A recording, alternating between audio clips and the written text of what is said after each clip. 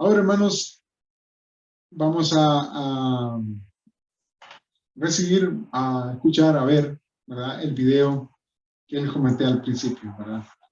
El hermano expositor, pastor Ibis Luis Carballosa, tiene la gloria que aguarda la iglesia. Ese es el tema, hermanos. Basado en 1 de Tesalonicenses, capítulo 4, versículos 13 al 18. Atención, hermanos. Quiero leeros un pasaje de la Biblia y os invito a abrirla en 1 Tesalonicenses, capítulo 4, versículos del 13 al 18. Este es un tremendo pasaje de la Biblia.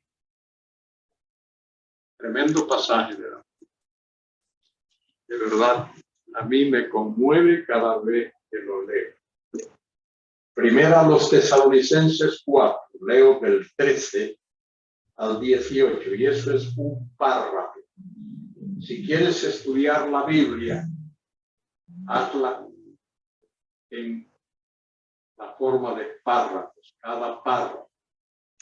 Desafortunadamente en la Reina Valera no aparece la división en párrafos. Creo que en la Biblia Las Américas y en otras Biblias sí. Yo intento buscar dónde está la división y lo encuentro y entonces estudio el párrafo. El último párrafo de este capítulo, versículos 13 al 18. Tampoco queremos, hermanos, que ignoréis acerca de los que duermen, para que no os entristezcáis como los otros que no tienen esperanza. Porque si creemos que Jesús murió y resucitó, así también traerá Dios con Jesús a los que durmieron en él. Por lo cual os decimos esto en palabra del Señor, que nosotros que vivimos, que habremos quedado hasta la venida del Señor, no precederemos a los que durmieron, porque el Señor mismo, con voz de mando, con voz de arcángel y con trompeta de Dios, descenderá del cielo, y los muertos en Cristo resucitarán primero. Luego nosotros los que vivimos, los que hayamos quedado, seremos arrebatados juntamente con ellos en las nubes para recibir al Señor en el aire. Y así estaremos siempre con el Señor. Por tanto, alentaos los unos a los otros con estas palabras. Que Dios bendiga esta palabra en el corazón de cada uno de nosotros. Esto tiene un trasfondo. Esto tiene un trasfondo. El apóstol Pablo, si os recordáis, fue milagrosamente salvado por el Señor cuando iba rumbo a Damasco a perseguir la iglesia. Eso es lo que él iba a hacer, dice el texto allí, que respirando amenazas, resollando como un animal, iba a perseguir a los creyentes. Y el Señor lo salvó sobrenaturalmente. Saulo, Saulo, ¿por qué me persigues? ¿Quién eres? Soy Jesús a quien tú persigues. Dura cosa es dar coces contra el aguijón. Y allí el Señor lo salvó. Y no solo lo salvó, sino que lo comisionó. Capítulo 9 de Hechos, versículo 16. Y no solo lo comisionó, sino que le dijo que iba a padecer, iba a sufrir mucho por causa de su nombre. Y después de algunos años, cuando Saulo estaba allí en su ciudad natal, en Tarso, hacia allá fue Bernabé, hijo de Consolación, y le siguió la pista, dice el texto griego. Lo fue a buscar, le siguió la pista y lo encontró. y lo llevó a Antioquía, y allí ministraron en Antioquía. Saulo era uno de los ancianos, de los hombres de Dios, de los maestros de la palabra, allí en Antioquía. Recordemos que los apóstoles fundamentalmente tenían dos responsabilidades. Una era establecer iglesia, sembrar iglesia, plantar iglesia. Donde no había iglesia, plantar la iglesia del Señor por medio de la evangelización y de la enseñanza. Y luego la segunda función, no de todos, pero de varios de los apóstoles, fue escribir las escrituras del Nuevo Testamento, así como los profetas escribieron las escrituras del Antiguo Testamento. Bien, y de allí de Antioquía, Saulo y Bernabé, o Bernabé y Saulo, fueron comisionados. Primero, un primer viaje misionero que los llevó al Asia Menor, donde establecieron varias congregaciones. Hoy el Asia Menor es Turquía. Muchos de esos pueblos donde Pablo estuvo están llenos de fanáticos musulmanes. He estado en algunos de esos pueblos y me han advertido mis amigos que no sea muy agresivo a la hora de presentar el evangelio allí, porque puedo terminar en la cárcel. Luego el apóstol realiza un segundo viaje. En ese segundo viaje misionero, acompañado por Silas, y va a parar a Filipos. Y en Filipos fue maltratado, fue puesto en la cárcel, fue golpeado. Él y su compañero Silas, con los pies en el cepo y, como he dicho, ya golpeado. Pero allí se estableció la iglesia por medio de las personas que conocieron el evangelio. Lidia de Tiatira, aquella mujer comerciante, y luego el carcelero de Filipos y algunas otras personas que conocieron el evangelio. Y de allí Pablo salió y se fue para Tesalónica. En Tesalónica había una sinagoga, algo que no había en Filipos, y Pablo fue a la sinagoga y estuvo allí por 6 meses aproximadamente enseñando la palabra, y predicó y enseñó la palabra y le dio un repaso a aquellos recién convertidos, un repaso de las principales doctrinas cristianas. A la mayoría de los creyentes hoy les cuesta muchísimo estudiar, por ejemplo, teología propia, que es el estudio de Dios aparte de sus obras. ¿Cómo es Dios? Padre, Hijo y Espíritu Santo. Un solo Dios en 3 personas. Muchos creyentes hoy se les dificulta estudiar eso. Pablo enseñó eso a los tesalonicenses y les enseñó acerca de la persona de Cristo, la doctrina de la cristología, la doctrina del pecado, la doctrina de la iglesia, y así les fue enseñando doctrina tras doctrina, y por fin les enseñó acerca de la segunda venida de Cristo. Y Pablo le enseñó a aquellos creyentes recién convertidos que un día el Señor Jesucristo recogerá su iglesia de todas las partes del mundo, y lo que ha de ocurrir con los creyentes. Y ellos creyeron, recibieron lo que Pablo les había enseñado. Bueno, Pablo salió de allí, fue a Berea, y se encontró gente más noble que los de Tesalónica, y luego de allí se fue a Atenas, al final del capítulo 17 de Hechos.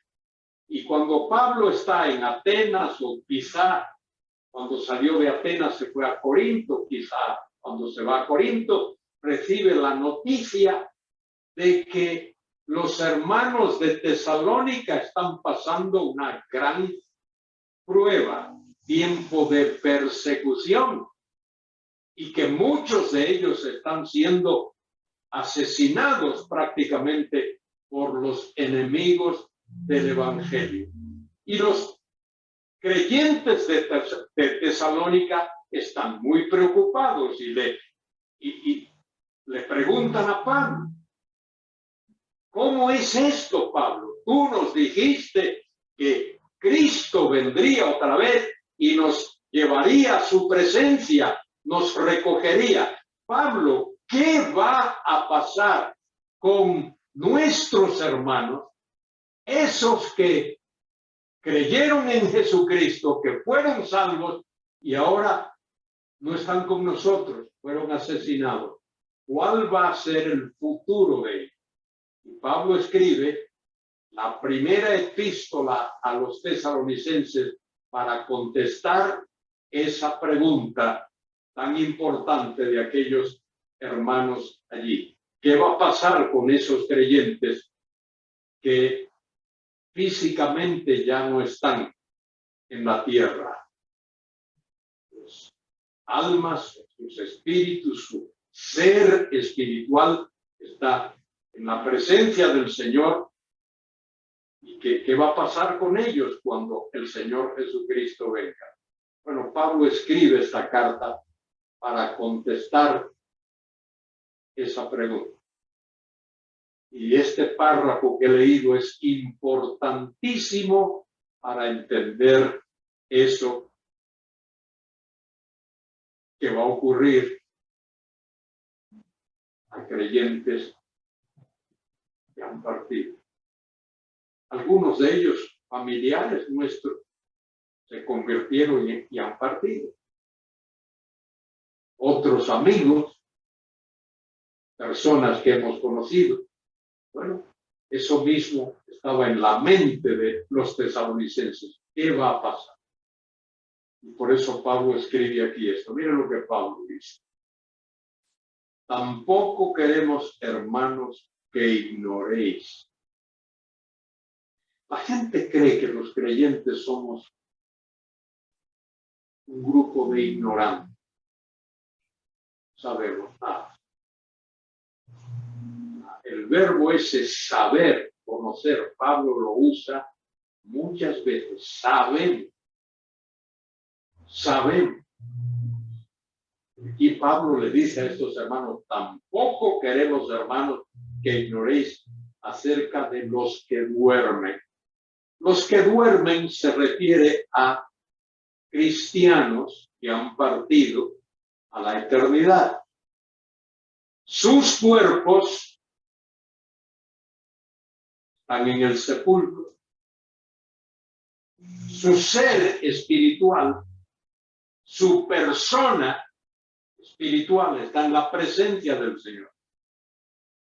Su alma, su espíritu, su ser espiritual está en la presencia del Señor. Su cuerpo está en la tumba. Pablo dice a estos creyentes: no quiero que seáis ignorantes de eso. Tampoco queremos, hermanos, que ignoréis acerca de esos que físicamente ya no están aquí. Y Pablo utiliza la palabra duermen como un eufemismo. La palabra eufemismo significa una manera suave, cariñosa de decir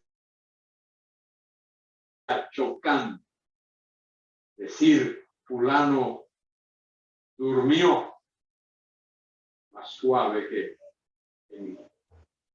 yo recuerdo cuando fui a estudiar por allá por la parte norte, a relacionarme con amigos y aprender un poquito de inglés. Un día escucho que uno de mis amigos le pregunta al otro: oye, ¿qué pasó con fulano? Él le contesta en inglés, el otro dice: no, he kicked the bucket. Kick the bucket. Yo no entendía eso, darle la patada al cubo. Bueno, esa es una manera en inglés de decir que alguien murió, le dio la patada al cubo. Eso es una manera dura, ruda, poco ruda. En castellano somos un poquito más suaves. Pasó a la eternidad, pasó a la presencia del Señor, o como Pablo dice aquí, duerme. Tampoco queremos, hermanos, que ignoréis acerca de los que duermen, para que no os entristezcáis, como nosotros que no tienen esperanza. No hay nada más difícil, nada más duro que uno predicar un sermón en un funeral de un inconverso. ¿Qué puedes decir? ¿Cómo abres las escrituras en ese momento? Y uno tiene que determinar que hay muchos allí que no conocen a Cristo como Salvador y que es una tremenda oportunidad para predicar el Evangelio. El inconverso no sabe dónde va su familiar. Cuando parte de este mundo no sabe. Algunos tienen ideas rarísimas. He escuchado sacerdotes dar sermones en un funeral y decir terribles cosas, barbaridades, sacadas no de la Biblia, sino quizá de el segundo libro de los Macabeos o algo raro así. Bueno, Pablo dice aquí, no quiero que ignoréis de esos, acerca de esos que han partido de este mundo a la eternidad. Hermanos nuestros, no quiero que estéis tristes como esos que no tienen esperanza, porque nosotros tenemos una esperanza gloriosa. La esperanza gloriosa nos la dio nuestro Señor. Cuando dijo a sus discípulos allí en el aposento alto, no se turbe vuestro corazón. ¿Creéis en Dios? Creed también en mí. En la casa de mi Padre muchas moradas hay. Si así no fuera, os lo habría dicho. Voy pues a preparar lugar para vosotros, para que donde yo estoy, vosotros también estéis. Y el cristiano va a estar donde Cristo está, en la casa del Padre, disfrutando gloriosamente de esa presencia santa de nuestro Dios. No nos entristecemos como aquellos que no tienen esperanza. ¿Qué pasa? La palabra esperanza, al parecer es algo incierto, pero para el cristiano no es incierto. Solo que yace en el futuro, pero es una realidad. Nuestra esperanza es una realidad. No es algo incierto, no es algo teórico, no es algo imaginario. Tenemos una esperanza real y verdadera en su presencia. Y ahora viene aquí algo sumamente importante. Mire ese texto ahí, ese versículo 14. Comienza con un porque. Habla ahí, porque. Una palabrita en el texto de 3 letras, car, es una conjunción explicativa. Se usa para dar la razón, una explicación de algo. Y Pablo dice, no quiero que estéis tristes, no quiero que os entristezcáis como los otros que no tienen esperanza. Y ahora les dan la razón. ¿Cuál es la razón de por qué un cristiano no debe de estar triste ni apesadumbrado cuando el familiar o el amigo creyente parte a la eternidad? No debo dar una mala impresión de esto, no quiero hacerlo. Uno se entristece cuando alguien parte a la eternidad. pero es una diferente clase de tristeza. Uno se entristece porque le echa de menos a esa persona. Echa de menos verla físicamente. Pero por otro lado, uno porque sabe que ese familiar, ese hermano, ese amigo que puso su fe en Cristo, ahora está muchísimo mejor que nosotros. Muchísimo. Pablo lo dice en una de sus epístolas. Estar con Cristo es muchísimo mejor. No importa qué tan bien tú estés aquí en este mundo. Pues hay personas, hay cristianos que están tan bien en este mundo que no quisieran otro cambio, no quisieran otra cosa. Una vez estuve en Panamá y un exalumno mío, una tremenda persona, Víctor Moreno, me invitó a salir con él por los campos allí a visitar, y fuimos a la casa de unos creyentes. Una casa humilde, una choza. Y el hermano que nos recibió allí tan amable, tan feliz. No había muebles, sí, que uno aquí, que tú te sientas en un sillón, tampoco. No, allí era todo rústico. Y aquel hermano había preparado una comida y nos invita a comer. ¿Sabes lo que era la comida? ¿Sabes esos macarrones que le llaman codito?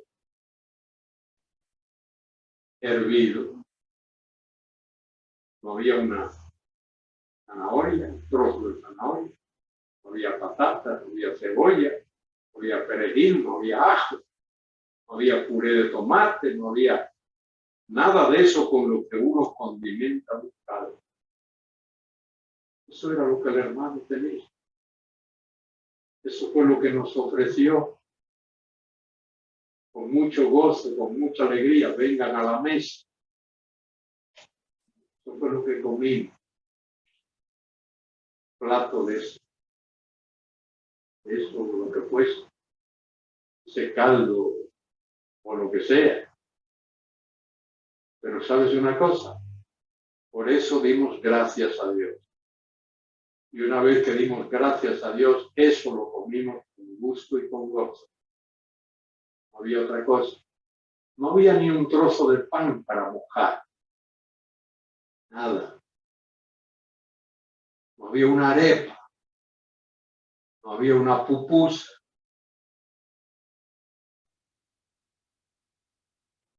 Nada de eso. Solo aquellos coditos de macarrones nadando en aquella agua. Nada más. Pero gracias, Señor, que eso es lo que tú has sufrido. Bien. Y Pablo dice aquí, y ahora observe, mírenlo ahí en su Biblia, mírenlo ahí, porque si creemos, mire, después de haber estudiado este pasaje por varios años, un día, como que el Espíritu de Dios iluminó mi mente para que me diese cuenta de lo que Pablo está diciendo ahí. Ese sí que usted ve ahí, porque si creemos, no implica nada de duda, cero duda. Es una forma gramatical en el texto del Nuevo Testamento que da por sentado, que asume que lo que se está diciendo es verdad. Porque siendo el caso que, miren lo que añade Pablo ahora, porque si creemos, ya que creemos, eso lo creemos. ¿Qué cosa creemos? que Jesús murió. ¿Creemos que Jesús murió? ¿Creemos eso o no lo creemos? Lo creemos. Y resucitó. Creemos que resucitó. Primera a los Corintios capítulo 15 es un capítulo de la Biblia que tiene una lógica devastadora. Pablo da allí pruebas contundentes de la resurrección de Jesucristo, del hecho que Cristo vive, y el hecho que Cristo vive es la verdad más estupenda que hay en la fe cristiana. No hay ninguna verdad en la fe cristiana que supere a la verdad de la resurrección de Cristo. Porque Él pudo haber muerto y nunca haber resucitado. Pero el hecho de que resucitó demanda, exige, establece el hecho de que murió. Y hay más pruebas de la resurrección de Cristo de las que hay que Colón descubrió las Américas. Y es verdad, es así. Todavía los historiadores están. Hace poco me leí un artículo acerca de eso. El origen de Colón, de dónde es, de dónde nació, si era italiano, o si era catalán, o si era gallego, o si era portugués. Todavía hay esas dudas. Y hay más pruebas del hecho de que Cristo resucitó de los muertos, de que Colón descubrió la América. Yo no sé de nadie que haya cambiado su vida, haya nacido de nuevo cuando aprendió que Colón descubrió la América. Pero me gustaría poder afirmar que todos los que estamos aquí por el hecho de la verdad histórica de que Cristo resucitó de los muertos, de que Él vive. Él es el Cristo. Si alguien me dijera en cualquier sitio del mundo, Carballosa, resúmeme la fe cristiana, ponlo en la forma más resumida, un telegrama. Esto es lo que diría. 2 palabras. Cristo vive. Cristo vive. Ahí no hay que ir más allá. Cristo vive. Resume lo que es el cristianismo. Como Pedro dijo allí en Jerusalén, en ningún otro hay salvación. Porque no hay otro nombre bajo el cielo dado a los hombres en que podamos ser salvos. De ahí hay como 4 o 5 negativas.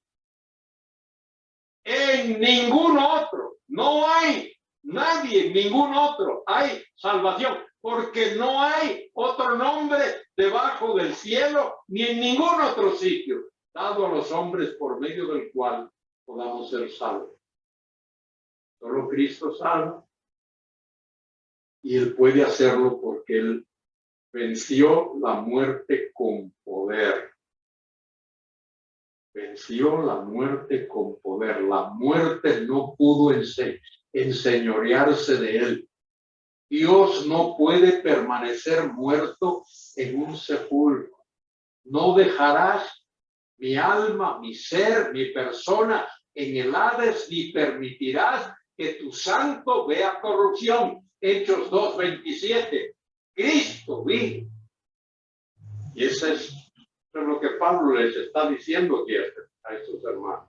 Porque si creemos que Jesús murió, y si creemos que Jesús resucitó, eso es el Evangelio. En el capítulo 15 de Primera a los Corintios, hemos hablado de eso esta semana aquí, Pablo lo dice claramente. Esto es el Evangelio que os he predicado, por el cual sois salvos si no creísteis en vano. ¿Qué es el Evangelio? Primero, Cristo murió por nuestros pecados, en lugar de nuestros pecados, bajo el peso de nuestros pecados, bajo la condenación de nuestros pecados, bajo la furia de nuestros pecados. Él murió por nuestros pecados y fue sepultado. Y al tercer día resucitó conforme a las Escrituras. Él es el Cristo vivo. Es lo que Pablo está diciendo aquí. Y fíjese, esto es importante porque lo que él va a decir ahora, lo que Pablo va a decir ahora, es que es una verdad que está basada en ese hecho histórico. Cristo murió y resucitó. Mírenlo, aquí está. No es invento mío. Estoy sacándolo de la Biblia. Es lo que dice. Mírenlo ahí. Porque ya que creemos que Jesús murió y resucitó. Miren lo que sigue. Así también, de la misma manera, del mismo modo, con la misma fuerza histórica, con la misma veracidad objetiva, del mismo modo que Él murió y resucitó. De ese modo traerá también Jesús a los que durmieron en Él. No puedo decir otra cosa que lo que la Escritura dice. No puedo cambiar lo que el texto dice. Mi responsabilidad como predicador, como maestro de la palabra, como un comunicador del Evangelio, es decir lo que dice la Escritura. Lo mismo que dijeron los profetas del Antiguo Testamento. 1500 veces en el Antiguo Testamento, más o menos, por ahí está así dice Jehová, o su equivalente. Así dice el Señor. Y en el Nuevo Testamento, un número importantísimo de veces, escrito está.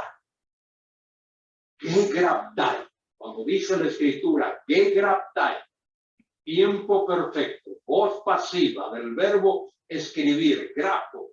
Está escrito y no se puede cambiar. Esa es la idea de esa expresión. Está escrito, tiempo perfecto, no se puede cambiar. Escrito está. Y nuestra responsabilidad como maestros, como predicadores, como siervos de Dios y de Jesucristo es decir lo que dice. Así dice Jehová. Escrito está. Eso es lo que hicieron los apóstoles.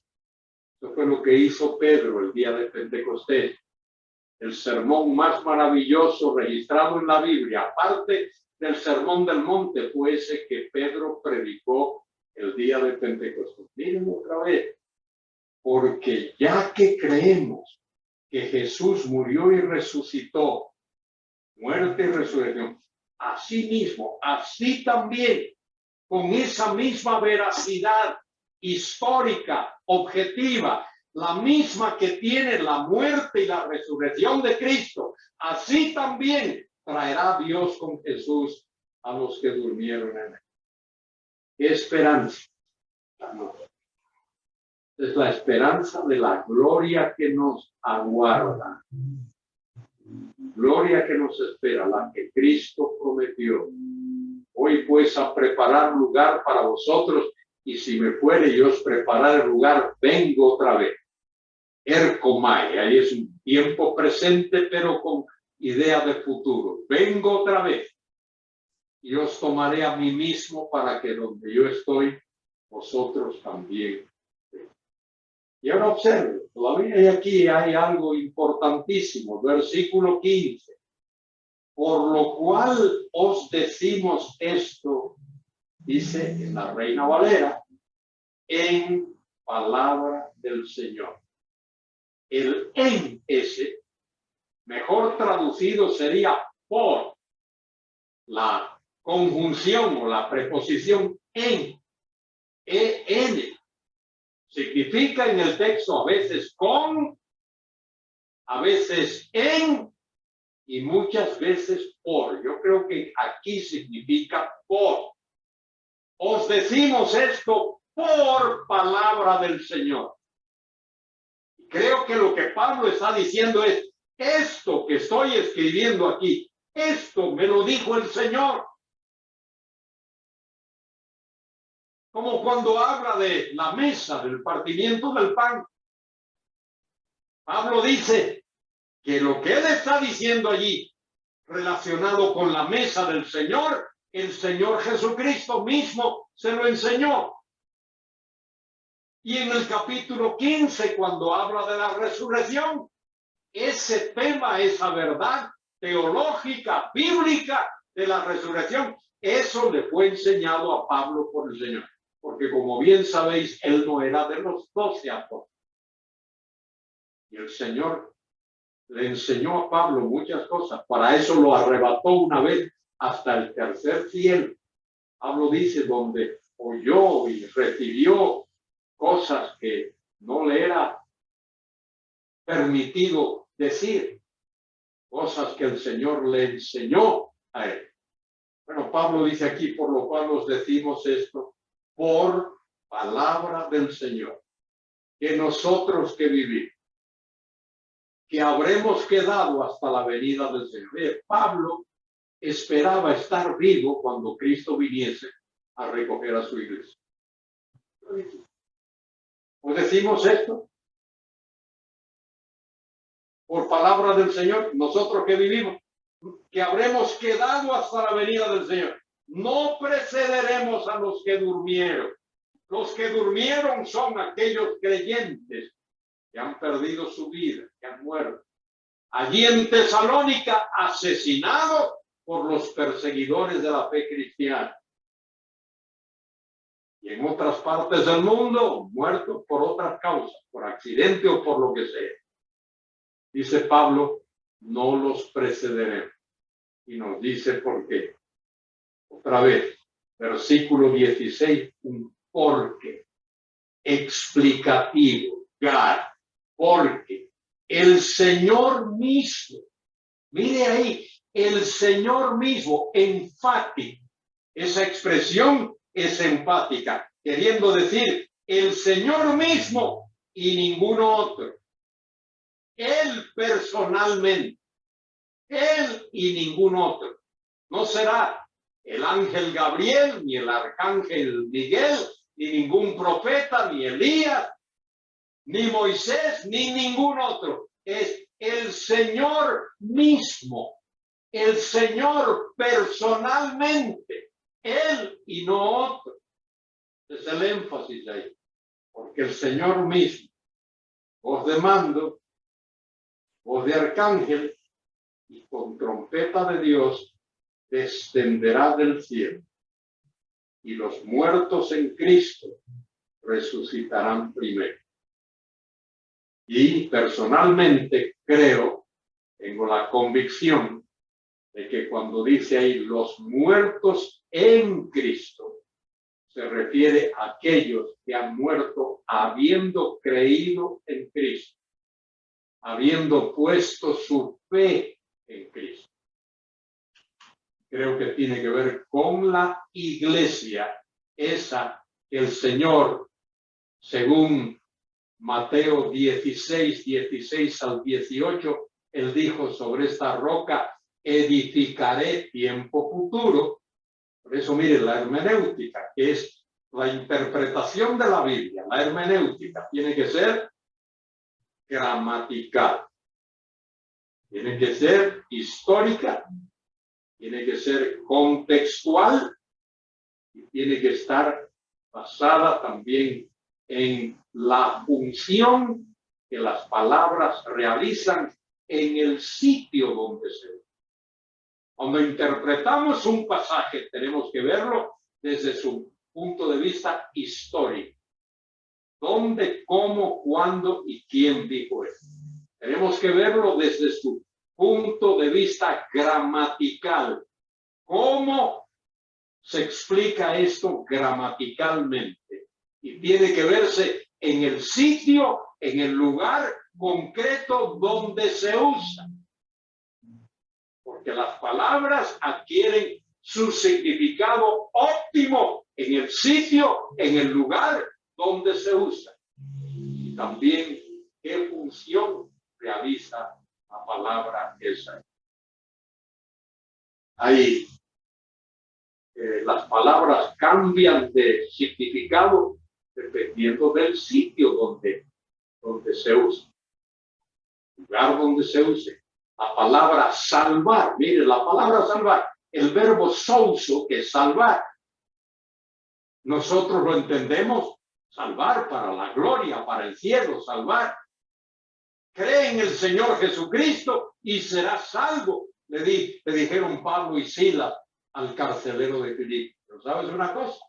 La misma palabra, exactamente la misma, es la que se usa en Mateo capítulo 14, cuando el Señor se le aparece a los discípulos caminando sobre las aguas del mar de Galilea, y uno de ellos, el más atrevido de todos, el que siempre quería hablar primero, le dice: Señor, si de verdad eres tú, permite que yo vaya donde tú estás. Y este señor baja del barco, del bote, y comienza a caminar sobre las aguas. Y de pronto mira y ve las olas y comienza a hundirse. ¿Y sabe lo que hizo? Este señor gritó con todas las fuerzas de sus pulmones. ¿Sabe lo que dijo? Señor, sálvame. ¿Pero qué le quiso decir? ¿Llévame al cielo ahora? No, líbrame de ahogarme. Y es la misma palabra, exactamente la misma palabra. De manera que todas, igual que en nuestro idioma en castellano, todas las palabras hay que ver cómo uno las usa, dónde las usa, cómo y por qué las usa. Y eso ocurre también en el vocabulario del Nuevo Testamento. Bien, dice aquí, el mismo Señor, el mismo, Él y ningún otro, con voz de mando, con voz de arcángel y con trompeta de Dios, descenderá del cielo y los muertos en Cristo resucitarán primero. Y ahora mire, versículo 17. Luego nosotros, los que vivimos, los que hayamos quedado, seremos arrebatados. Ahí está ese verbo, arpazo, seremos arrebatados. Ese verbo se utiliza como 8 veces o 10 en el Nuevo Testamento. Se usa, doy algunos ejemplos así de paso. En San Juan capítulo 10 se usa ese verbo, arpazo, que habla de el lobo que viene a arrebatar a la oveja. Usa ese verbo.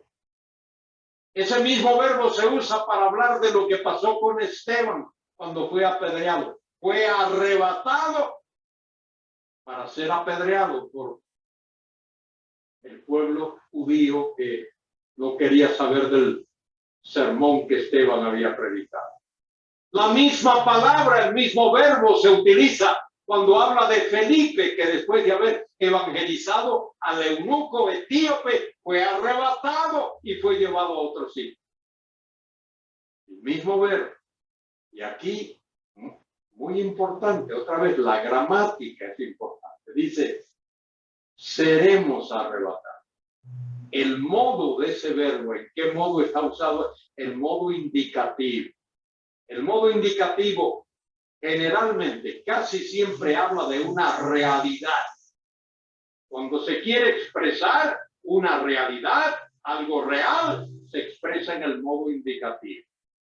Pero no solo es el modo indicativo, que es, de paso, es lo más importante en un verbo del Nuevo Testamento, es el modo verbal, es lo que indica lo más importante de un verbo, pero también está en tiempo futuro. Seremos arrebatados.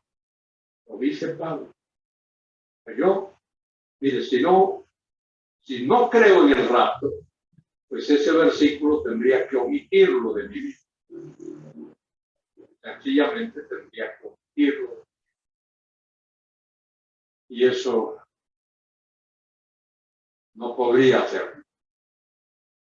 Hay algunas cuestiones que la Biblia enseña que de verdad me golpean fuerte, me golpean duro y no las entiendo. Y tengo que leerlo y reestudiarlo y volver y todavía no lo entiendo y orar al Señor. Pero el hecho de que yo no entienda no me da autoridad para pasarle por alto y no leerlo y no considerarlo y no creerlo. Si están las Escrituras, lo creo.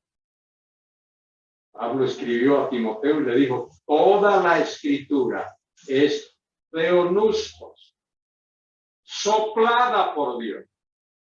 Se traduce en nuestra Biblia inspirada por Dios.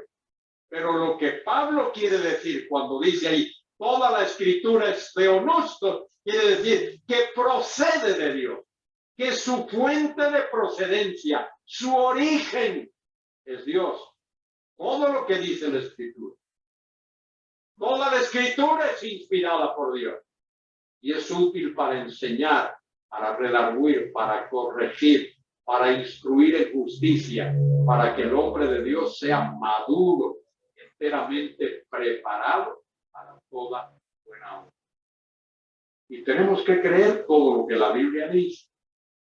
Debemos de creer todo lo que la Biblia dice. Los liberales no quieren aceptar eso. Y hubo hace un tiempo, ya casi que ha desaparecido, un grupo de teólogos, creo que llegó a un número de 200 o 300, que comenzaron a separar las palabras del Evangelio. Estas palabras, Cristo las dijo. Estas palabras, Cristo no las dijo. Estas palabras, quizá la haya dicho, quizá no. Y entonces separan los evangelios y lo dividen subjetivamente en esas categorías.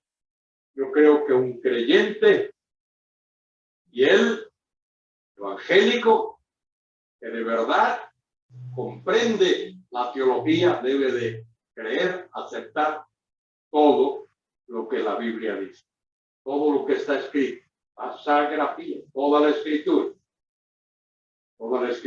tal como Jesucristo lo hizo. Señor Jesucristo honró la palabra de Dios, como está escrito, y los apóstoles también, como está escrito. Aunque uno no entienda algunas cosas, debe de aceptarlo. Luego nosotros, los que vivimos, los que hayamos quedado, seremos arrebatados juntamente con ellos en las nubes para recibir, para darle la bienvenida. La palabra recibir ahí significa dar la bienvenida al Señor en el aire, y así estaremos siempre con el Señor. Qué tremenda historia. Estar siempre, eso es lo que hemos añorado desde que el Señor nos salvó. Eso es lo que deseamos fervientemente desde que Él nos salvó. Y el apóstol Pablo dice en una de sus epístolas, estar con Cristo es muchísimo mejor. No importa qué tan bien tú estés en el ambiente en el cual vives, estar con Cristo es muchísimo mejor. Por eso este capítulo termina con ese versículo tan importante. Dice, por tanto, es la manera como Pablo resume esto. Por tanto. De modo que por consiguiente, alentaos los unos a los otros con estas palabras. ¿Con cuáles palabras? Con estas palabras. Estaremos siempre con el Señor. Y no hay nada mejor que estar con el Señor. Estar con Cristo. Cuán glorioso será cuando estemos. A una de las iglesias que se mencionan allí en el Apocalipsis, el Espíritu de Dios le dice, capítulo 3, versículo 10, por cuanto has guardado la palabra de mi paciencia, yo también te guardaré de la hora de la prueba Y fíjese, no le dice, te guardaré de la prueba. Cristo pudo haber dicho, te guardaré de la prueba. Pero él dice, te guardaré de la hora misma de la prueba, que ha de venir sobre el mundo entero para probar, para examinar. Y dice allí en la Reina Valera, a los moradores de la tierra. Esa palabrita, moradores de la tierra, aparece como 8 o 10 veces en el Apocalipsis. Es la palabrita katoikuntes. Una palabra compuesta. Hay 3 palabras ahí. Kata, oikos y la terminación kun. Kata es ir hacia abajo, como un árbol cuyas raíces van hacia abajo. Oikos es la palabra casa, el lugar donde uno vive. Y la terminación untes indica la forma adjetival de esa palabrita. ¿Saben lo que eso significa? Hay personas en este mundo que están enraizadas aquí. Todo lo que quieren saber y todo lo que les interesa es la tierra. El cielo no les interesa, no quieren saber. La salvación, nada, no quieren saber. Perdón de pecado, nada. Lo único que les interesa es esa tierra y disfrutar de esa tierra. Están apegados, enraizados aquí, en este mundo. Este mundo, como dijo Jesucristo, Mateo 24, 35, el cielo y la tierra pasan, mas mis palabras no pasan. Todo esto que vemos en este mundo, tus grandes riquezas, tus sitios de diversión, tus campos de golf, tus rascacielos, todo esto va a desaparecer un día. Nada de esto. El Señor va a acabar con todo esto. Porque Él va a crear nuevos cielos y una tierra nueva. Y esa tierra nueva va a morar la justicia para siempre. Y a la iglesia verdadera de Cristo, constituida por ese cuerpo formado por miembros, por personas nacidas de nuevo, ese cuerpo del cual Cristo es la cabeza, ese rebaño del cual Jesucristo es el gran pastor, ese edificio del cual Cristo es el fundamento. A esa iglesia de Cristo le aguarda una gloria estupenda, fabulosa, casi inimaginada por nosotros, todo lo que la palabra de Dios nos permite entender y leer. Hermanos, hermanas, amigos que estáis aquí, la gloria que aguarda la iglesia es estupenda.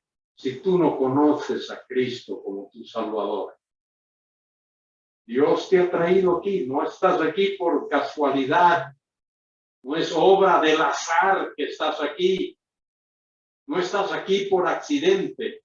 Dios te trajo aquí en esta mañana para que escuches que ese Dios, creador del universo, es un Dios santo. Y ese Dios santo, en su misericordia, en su compasión, en su piedad, dio a su Hijo único, Dios Hijo, para que se encarnase, se hiciese semejante a nosotros y fuese clavado en una cruz, muriese en una cruz. Cristo murió por nuestros pecados. Pero Dios no puede permanecer muerto en un sepulcro. al tercer día resucitó de los muertos y vive. Y ese Cristo vivo te ofrece perdón de todos tus pecados, pasados, presentes y futuros, y te ofrece el regalo de la vida eterna.